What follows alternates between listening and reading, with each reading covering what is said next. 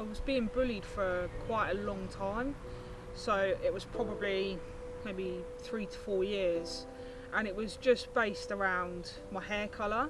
So people used to take the mick and call me ginger, and and there was sometimes like physical stuff with that. People used to hurt me. I've had people push me down the stairs and things like that, and just because of the colour of my hair, because they didn't like me because of the colour of my hair. So yeah, obviously anything like that, it makes you feel like you're not worth anything. And I think at the time it just made me feel like completely worthless. Like, I didn't feel that I could be myself, so I wore hoodies, like the hood over my head, for years and years and years. I used to get told off about it in school all of the time, because obviously it's not part of the uniform, but it was the only way that I could feel safe. So it kind of become like a safe thing for me, with wearing hoodies.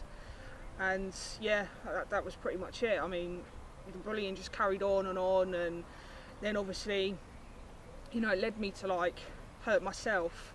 So, when people used to see that I had cuts on my arms and, on my neck and things like that, they used to say, stuff about that. And, that obviously, it all kind of rolled into one. It affected my mental health, majorly. Yeah. My behaviour at school was terrible. Kicking off, shouting, swearing, having fights with people, swearing at teachers, not doing my work, being in detention all the time, having my parents come to the school. Yeah, I was just angry with anything and everything. I didn't know how to channel how I was feeling at the time. If people didn't accept me for who I am, then what is the point of me being alive? There isn't. At the time, in my head, there was no point. There was absolutely no point in me being here, because people didn't accept me for who I was. I lost my mum to melanoma, and that's skin cancer, when I was 13. Yeah, it was a sad time. I mean, I don't talk about it as much as I should do, but it's just, I've learnt to live with it. It was, at the time, I was very unwell with my own mental health. There was a lot going on at the time, and and obviously she passed away, and I didn't know what to do. You need your mum at any age, regardless of how old you are. But at the time, I didn't know what to do. There was so much going on. I didn't know, who I was. I didn't want to be here, and out of all of that, I just needed my mum, because she was the person who looked after me the most throughout my whole life. That's a mother's job, isn't it? It's to look after, their child. And I needed her there, and she wasn't there. After my mum died, I just spiralled. I got into drugs. I was friends with the wrong people, friends who were violent. I just spiralled, and my mental health was just like rock bottom. It was the worst it had ever been, ever. In terms of me like trying to take my life, I can't really count how many times I've tried to do that. But I think also there was a part of me that I didn't really want to die. I just wanted someone to help me out. And then I remember when I met you, and I was in drama class, and it was just after I lost my mum. I remember I was standing on one of the chairs. I didn't want to talk to anyone. I don't know. I just didn't want to speak to anyone. I wanted to show people that I was angry, and I kind of just, I was kind of looking at, I need someone to talk to me, and then I remember you asked me about like, you know, why I was behaving how I was, and I remember shouting at you. I said, I've just lost my mum, you know, my mum's died of cancer, and yeah, that was hard, that was difficult, because I saw, you know, you were different from some other teachers that I had spoken to, because, you know, you were just calm about the situation. You wasn't shouting at me, you wasn't, you know, you didn't say to me, I'm going to give you a detention if you don't, you know, get off the chair, you know, things like that. And I wanted to be able to trust you and open up to you a little bit about my mum. It felt like someone was listening to me, and actually, you know, they were interested in what I had to say, instead of just palming me off and saying, you know, she's just misbehaving. You know, you actually looked for a reason behind why I was doing what I was doing. I remember you asked me what I like to do, and I said I like to do art, and then you talked to me about your film Dragged Up Dirty, and it was about a girl in care and things like that, and I was like, I feel like I could relate to that. You asked me to do a poster, and I did one, and you really liked it, and I was like, you know, that was like, it gave me a sense of purpose. I was like, actually, you know, I could do this, you know, I could do posters, I could do like posters for you. I'm happy to do that. And yeah, it kind of gave me a space to put my thoughts, you know, away, and I could just focus on that, you know, which is what I did, and I enjoyed doing it. It was good. My main focus became drugs. I was like looking for every way to get drugs, you know, regardless of what it was.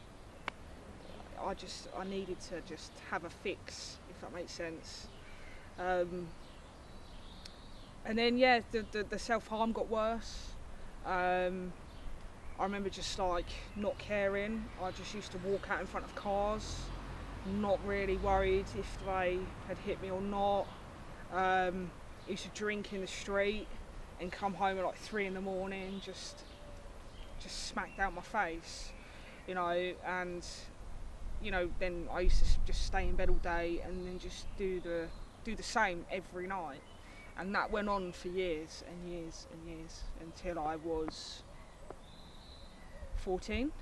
I was 15 when I went into hospital. I had my 16th birthday in hospital, and I was in hospital for 9 months in total. I went into hospital the first time because my self-harm was just through the roof.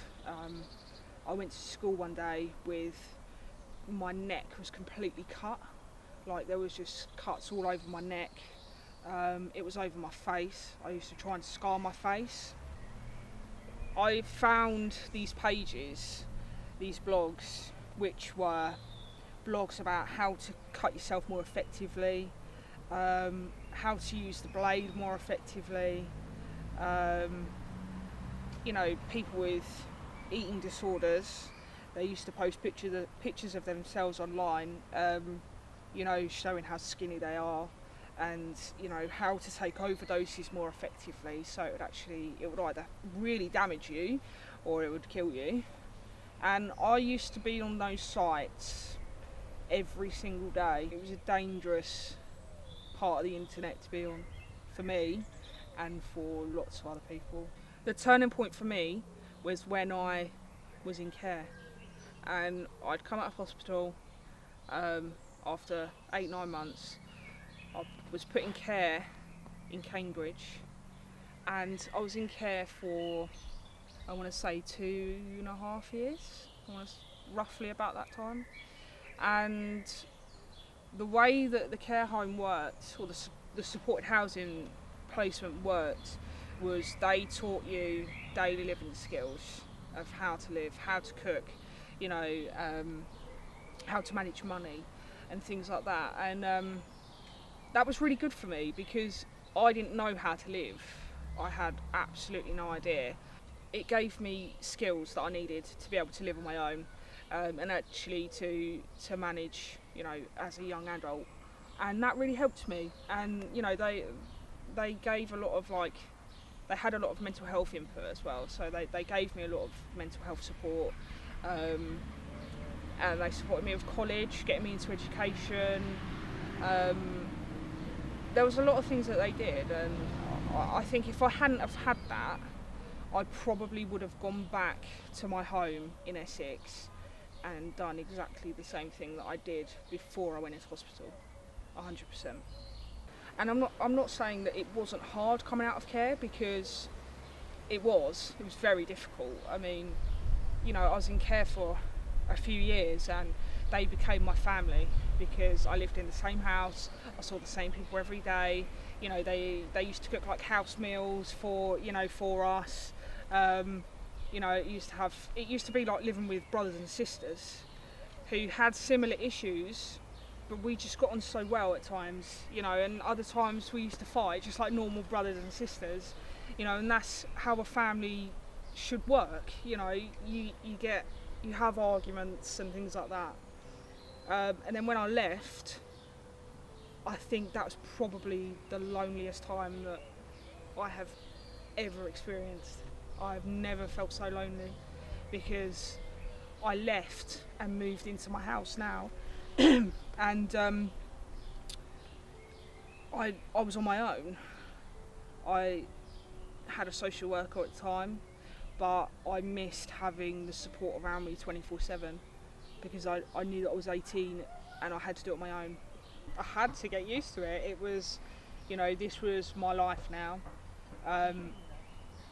I had to learn as I went along, basically, and it was difficult. I needed to learn how to, you know, even though I went through how to manage money in supported housing, this is like the real world. I had to learn how to do that myself properly.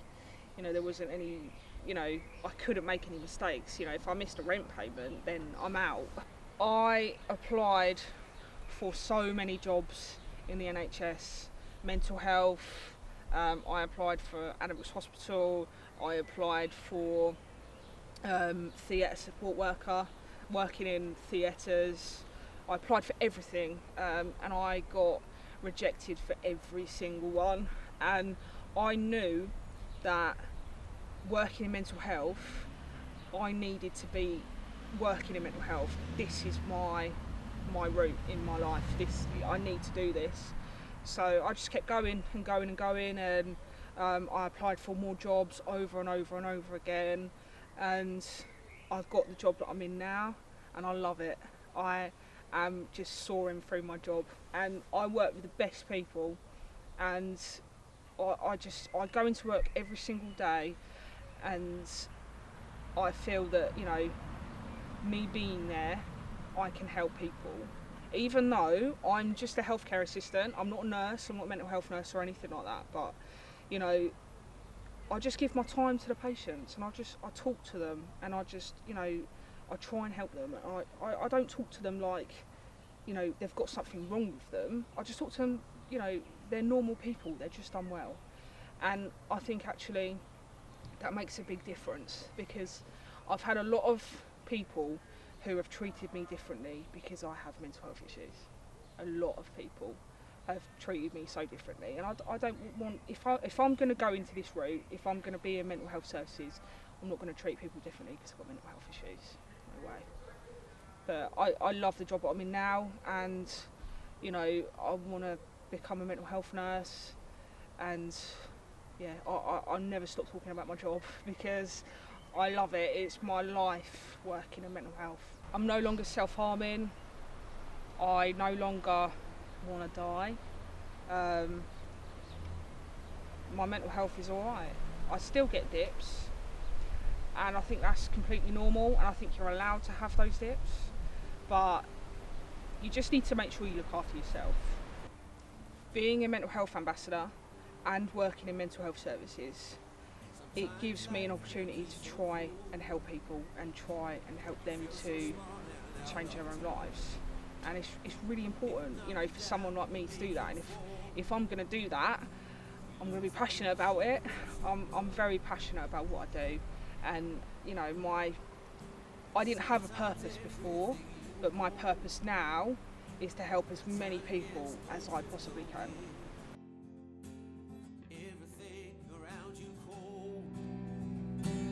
Nothing left to do or say. Then suddenly something stirs inside. You may be a little scared to try.